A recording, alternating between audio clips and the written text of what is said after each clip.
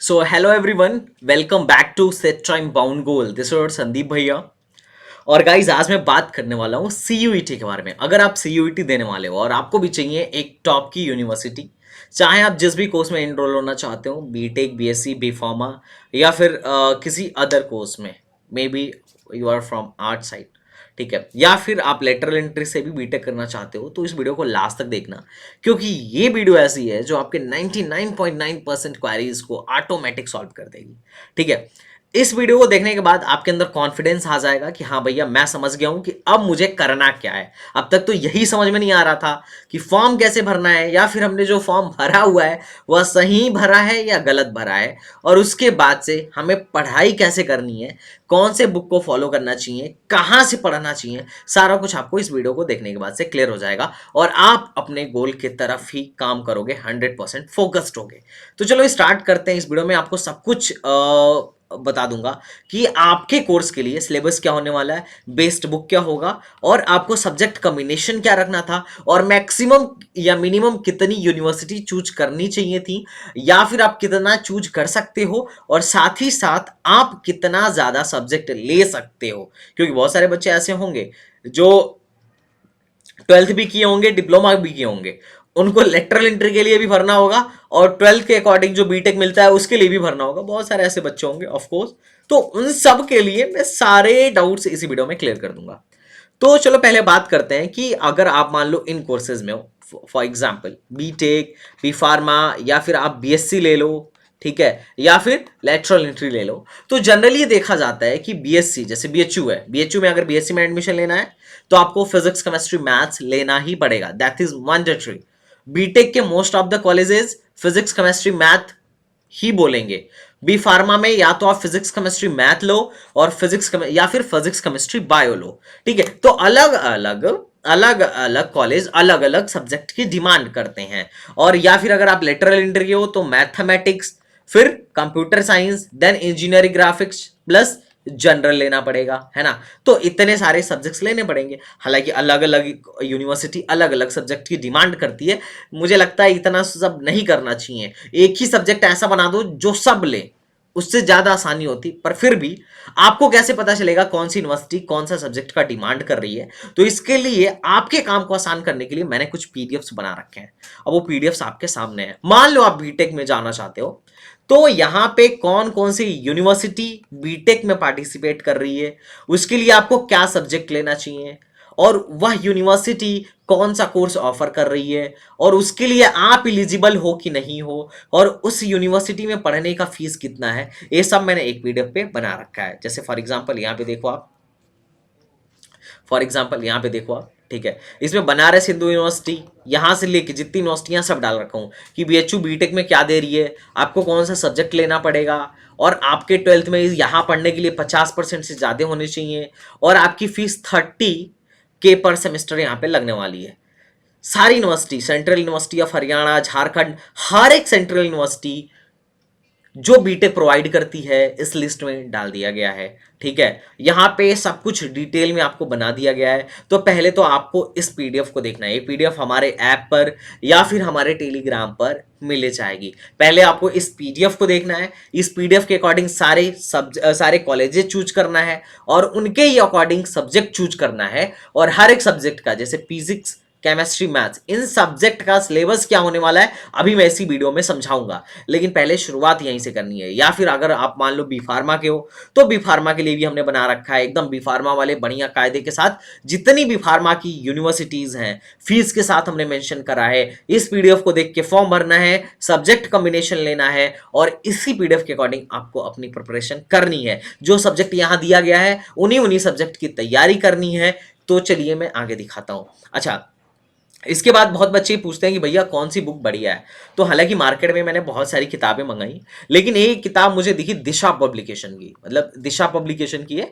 दिशा publication की book है जो कि मुझे काफ़ी बेहतर लगी। मैं खुद दिशा पब्लिकेशन की दो बुकें आपको दिखा रहा हूँ। मैंने दो बुक मंगाए थे, एक मैथमेटिक्स था, एक फिजिक्स था, है ना। मैं सोचा यार पहले देखते हैं किताब कैसा है। तो मैंने देखा, मैं फिजिक्स का आदमी हूँ, तो मैंने देखा कि इस फिजिक्स में बहुत अच्छी चीज़ मुझे देखने को मिली कि 2017 से CU CET स्टार्ट हुआ था। पहले CU CET था, अब हो गया है CUET। इन लोगों ने बहुत ही बेहतरीन ढंग से 2017 से लेके 2022 तक के सारे पीवाईक्यूज चैप्टर वाइज डाल रखे हैं। This is one of the good point of this book. मतलब मान लो मैंने तुम्हें इलेक्ट्रोस्टैटिक्स पढ़ाया, मैंने तुम्हें कैसा पढ़ाया ये जानना है, तो इनकी बुक उठाओ, पीवाईक्यू लगाना, सॉल्व करो चैप्टर वाइज। इलेक्ट्रोस्टैटिक्स के जितने सवाल सीयूईटी में आए हुए हैं उनको सॉल्व करो। अगर तुमसे सवाल लग जा रहा है तो इसका मतलब यह है कि मैं तुम्हें बढ़िया पढ़ा रहा हूं, तुम बढ़िया स्कोर करने वाले हो सीयूईटी में, क्योंकि ये बहुत रेयर है। चैप्टर वाइज किसी ने मार्केट में दिया नहीं है, ये रेयर है। तो ये चीज ना मुझे बहुत बढ़िया लगा।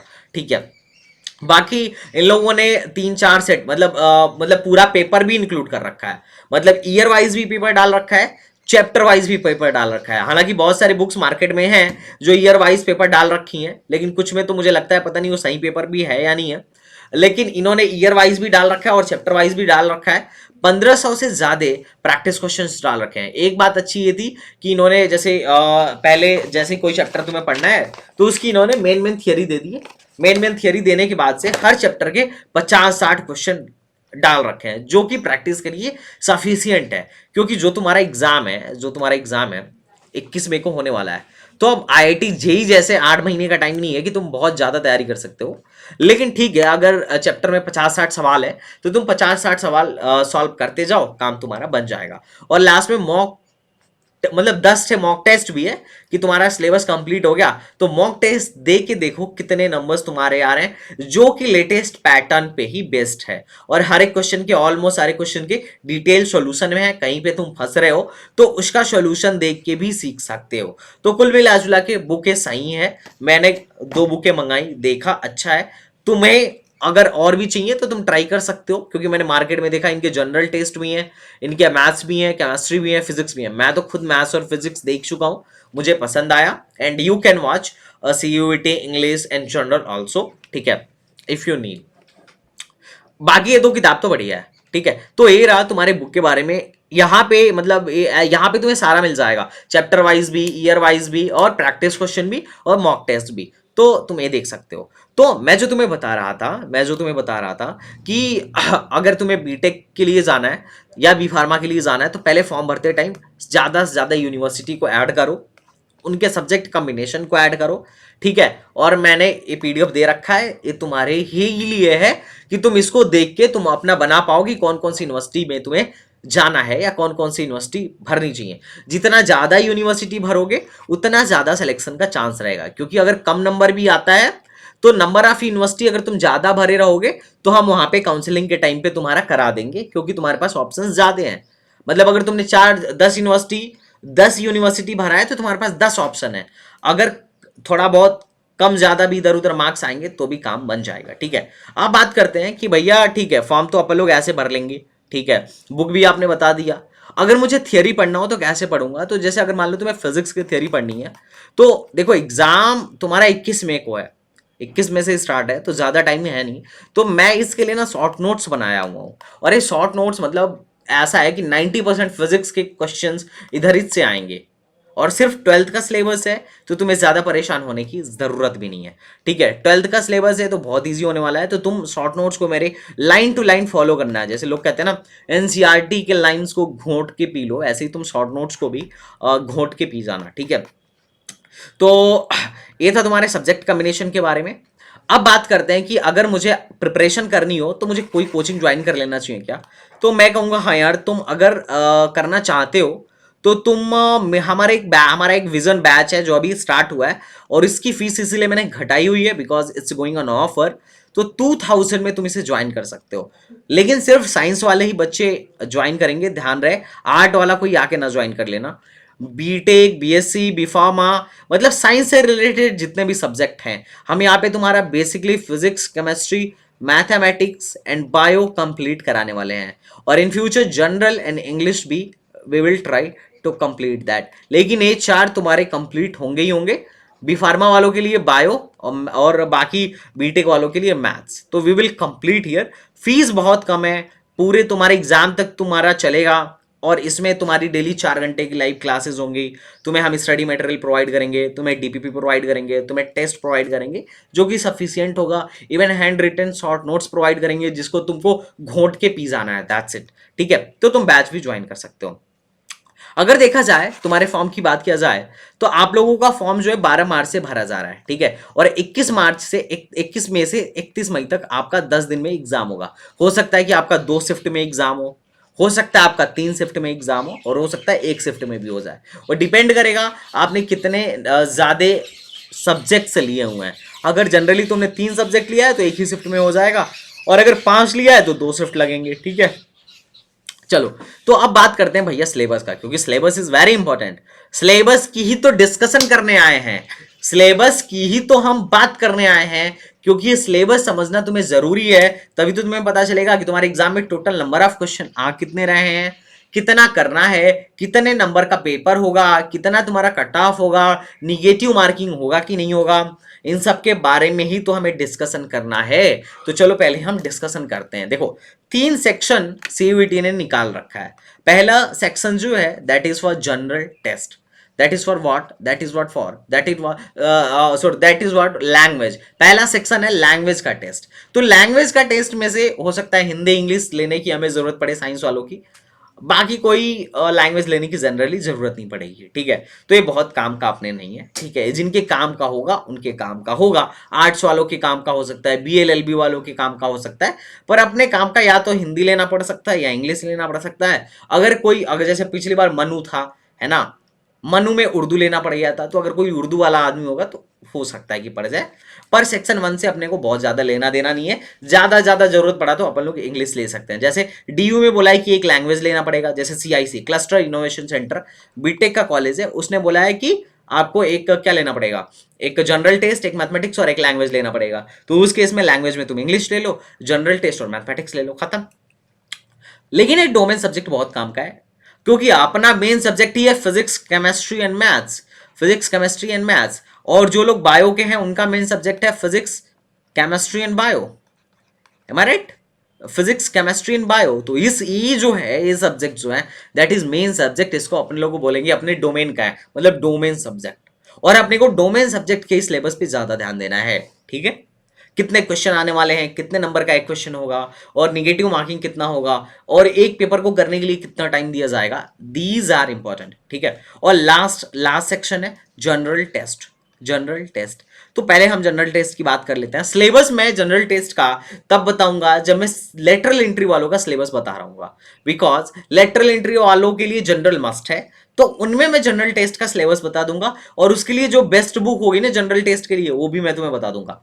तो उसकी बात हम तब करेंगे। लेकिन ध्यान रखना, जनरल टेस्ट जो होगा 60, तुम्हारे पेपर में 60 क्वेश्चन दिए जाएंगे, जिसमें से 50 क्वेश्चन तुम्हें करने हैं। 60 में से कोई भी 50 क्वेश्चन कर लो, ठीक है, कोई भी 50 क्वेश्चन कर लो जनरल टेस्ट के लिए, और लगभग तुम्हारे पास 60 मिनट का टाइम होगा, 60 मिनट का टाइम होगा, ठीक है।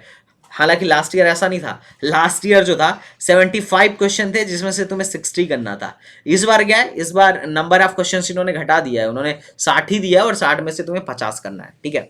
अब बात करते हैं डोमेन सब्जेक्ट को कैसे करना है ना, ये बहुत ज्यादा इंपॉर्टेंट है, ठीक है, ये इंपॉर्टेंट है। अब मैं बता रहा हूं, डोमेन सब्जेक्ट में 2 बात होगी, या तो तुम्हें 50 क्वेश्चन दिए जाएंगे, और 50 क्वेश्चन में से कोई भी 40 क्वेश्चन करने का ऑप्शन दिया जाएगा, जैसा कि केमिस्ट्री में देंगे लोग। केमिस्ट्री में टोटल नंबर ऑफ क्वेश्चन 50 दिया जाएगा, और तुम्हें 40 क्वेश्चन करना होगा। बाकी फिजिक्स एंड मैथमेटिक्स में टोटल नंबर ऑफ क्वेश्चन 45 दिया जाएगा, जिसमें से तुमको ओनली 35 क्वेश्चन करने हैं। 35, कोई भी 35 उठा के कर लो, चल जाएगा। लेकिन मैथ्स में कोई भी 35 नहीं, अभी मैं मैथ्स का डिटेल बताने वाला हूँ। तो चलो अब डिटेल पे ही आ जाते हैं कि किसका क्या डिटेल होने वाला है। फिजिक्स से शुरुआत करते हैं, क्योंकि मैं फिजिक्स का आदमी हूँ, तो प्रायोरिटी तो फिजिक्स को मिलनी ही चाहिए डेफिनेटली, है ना। चलो, अच्छा, कई लोग ये सोच रहे होंगे यार फिजिक्स समझ में नहीं आ रहा है, प्रिपरेशन कहाँ से करनी चाहिए। तो मैं बता रहा हूँ यार, मेरा बैच अभी स्टार्ट हुआ है, मैं रे ऑप्टिक्स पढ़ा रहा हूँ, एकदम डेफिनेटली सीयूईटी के लिए ज्वाइन करो। एकदम बढ़िया से सिलेबस कंप्लीट होगा, और तुम बहुत बढ़िया ऐसा करके आओगे कि मतलब बहुत बढ़िया स्कोर करके आओगे। हालांकि मार्केट में बहुत सारे ऐसे लोग हैं जो आर्ट साइड से हैं और फिजिक्स पढ़ाते हैं, मुझे पता नहीं वो कैसे पढ़ाते हैं, लेकिन ठीक है, अपन लोग तो इंजीनियरिंग से हैं, तो फिजिक्स में बढ़िया दबदबा है, तुम डेफिनेटली ज्वाइन कर सकते हो, ठीक है। चलो एक ध्यान से देखो, फिजिक्स में तुम्हारे क्वेश्चन जो आएंगे 45 आएंगे, और तुमको उसमें से कोई भी 35 क्वेश्चन कर लेना है। फिजिक्स में मैं बोल रहा हूँ 45 में से कोई भी 35 क्वेश्चन तुम कर लेना, और इसके लिए तुम्हें 45 मिनट का टाइम भी दिया जाएगा, 45 मिनट का फिजिक्स को कंप्लीट करने के लिए टाइम भी दिया जाएगा। अब जो तुम्हारा सिलेबस है फिजिक्स में, वो प्योरली 12th का सिलेबस है, एनसीईआरटी बेस्ड सिलेबस है, बिल्कुल भी टफ नहीं आने वाला है। जो तुमने पढ़ा था यूनिट, 10 चैप्टर हैं टोटल, टोटल 10 चैप्टर हैं तुम्हारे फिजिक्स में जो 12th के हैं, और सारे पूछे जाएंगे।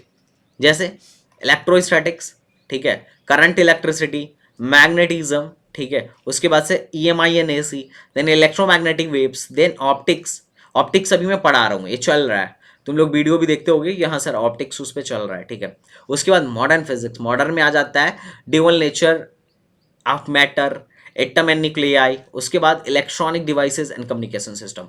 टोटल बस 10 हैं, और 45 में से 35 क्वेश्चन करने हैं, बड़े ही आसानी से तुम कर लोगे, गारंटी के साथ बता रहा हूँ, बड़े ही आसानी के साथ कर लोगे। बस तुम्हें कायदे के साथ इस एग्जाम को देना है। So I am requested to you, please बिल्कुल भी रिस्क मत लो। हमारा जो विजन बैच चल रहा है ना, विजन बैच आई थिंक यहाँ है, इसको तुम डेफिनेटली ज्वाइन करो, इस विजन बैच को। इसका बहुत बड़ा फायदा तुम्हें होने वाला है, क्योंकि जितने भी हमारे यहाँ टीचर्स हैं सारे इंजीनियर्स हैं, तो मैथमेटिक्स और फिजिक्स हमारे यहाँ मतलब बहुत कायदे की चलती है, ठीक है। अब आ जाते हैं मैथमेटिक्स पे। देखो मैथमेटिक्स में भी तुम्हें सेम है, 45 क्वेश्चन करने होंगे, जिसमें से 45 क्वेश्चन दिए जाएंगे, जिसमें से 35 क्वेश्चन करने हैं। लेकिन मैथमेटिक्स का सिलेबस देख के तुमको टेंशन होगा। टेंशन इसलिए होगा क्योंकि मैथ्स में ना मैथ्स को दो पार्ट में दिया गया है, एक तो सेक्शन ए कर दिया गया है और एक सेक्शन बी कर दिया गया है। अब सेक्शन बी में दो पार्ट है, एक है B1 और एक है B2। अब देखो B2 में आता है अप्लाइड मैथमेटिक्स, B2 में आता है अप्लाइड मैथमेटिक्स, अप्लाइड मैथ्स। और B1 में क्या आता है, B1 में आता है ओनली मैथ्स। तो मैं तो तुमसे कहूंगा भैया ये जो ओनली मैथ्स है, ओनली मैथ्स, इसको तुम 12th वालों के लिए रहने दो। ये ओनली मैथ्स जो है ये 12th वाले करेंगे, ठीक है, मतलब जो बच्चे सीयूईटी में बैठ रहे हैं 12th पास आउट करके आए हैं वो करेंगे। और अप्लाइड मैथमेटिक्स जो है डिप्लोमा वालों के लिए है, डिप्लोमा पॉलिटेक्निक एंड बीएससी वालों के लिए है। अगर आप पॉलिटेक्निक हो या फिर बीएससी हो और आपको लेटरल एंट्री से बीटेक करना है तो आपको B2 लेना पड़ेगा। और B1 जो है 12th वालों के लिए है। और जो सेक्शन ए है एक कंपलसरी है। तो सेक्शन ए में 15 क्वेश्चन आएगा, जिसको 12th वाला बच्चा भी करेगा और डिप्लोमा वाला भी बच्चा करेगा, ठीक है। और उसके बाद से B1 क्या, B1 को सिर्फ 12th वाला करेगा, और B2 अप्लाइड मैथ्स है, जिसको डिप्लोमा या बीएससी जो कर रहा है वो करेगा। तो 12th वाले तुम हो तो 15 क्वेश्चन यहां मिलेंगे और B1 में 30 क्वेश्चन मिलेंगे। तो इस 30 में से ओनली 20 करना है। तो टोटल कितना करना पड़ेगा, 20 10 30 दिन 5 35 करना पड़ेगा। टोटल कितना मिला, 15 और 30 कितना हो गया, 45। टोटल नंबर ऑफ क्वेश्चन जो 45 है, करना कितना है, 35 है। और सेम केस अप्लाइड मैथमेटिक्स वालों के साथ आएगा। अब जो सेक्शन ए है बहुत इजी है, बहुत इजी है। देखो ये सेक्शन ए का तुम्हारा पोर्शन है, इसमें एल्जेब्रा, मैथमेटिक्स, इक्वालिटी, ठीक है, मतलब कैलकुलस, वेरी टेंजेंट, नॉर्मल, यही बेसिक सवाल आने वाले हैं। और सेक्शन B1 में 4 यूनिट है टोटल, जिसमें रिलेशन एंड फंक्शन हमारे कोचिंग में भी स्टार्ट हो गया है, यूनिट 1। उसके बाद एल्जेब्रा है, देन कैलकुलस है, देन इंटीग्रल है, और एप्लीकेशन, और sorry algebra, calculus, algebra, relation function पहला, दूसरा एल्जेब्रा, तीसरा कैलकुलस, और चौथा वेक्टर। दैट्स इज सफिशिएंट, ठीक है। तो ये चौथा वेक्टर। तो यहां पे तुम्हारा एक कहानी खत्म हो जाता है। तो ये चीज तुम्हें 12th वालों के लिए करना है। अप्लाइड मैथमेटिक्स वालों के लिए मैं अलग से बात करूंगा, लेकिन अप्लाइड मैथमेटिक्स वालों का सिलेबस थोड़ा सा हटके है। जो B1 है ना, जो B2 है, ये थोड़ा सा हटके है, तो इस पे भी मैं बात करने वाला हूँ, ठीक है। लेकिन ये वीडियो 12th बेसिस पे है, तो अभी अपन लोग बीटेक, बीएससी और बी फार्मा की बात कर रहे हैं। फिर अपन लोग बात करते हैं केमिस्ट्री की। अगर बात करनी हो केमिस्ट्री की, तो केमिस्ट्री में नंबर ऑफ क्वेश्चंस ज्यादा होते हैं। केमिस्ट्री में नंबर ऑफ क्वेश्चंस 50 होंगे, और तुम्हें 40 करना होगा। 50 क्वेश्चन में से तुमको 40 क्वेश्चन करने हैं, ठीक है। अब इसमें फिजिकल केमिस्ट्री, ऑर्गेनिक केमिस्ट्री और इनऑर्गेनिक केमिस्ट्री तीनों पूछा जाएगा। लेकिन अच्छी बात यह है कि सिर्फ और सिर्फ 12th के ही चैप्टर पूछे जाएंगे, 11th का कोई भी नहीं है।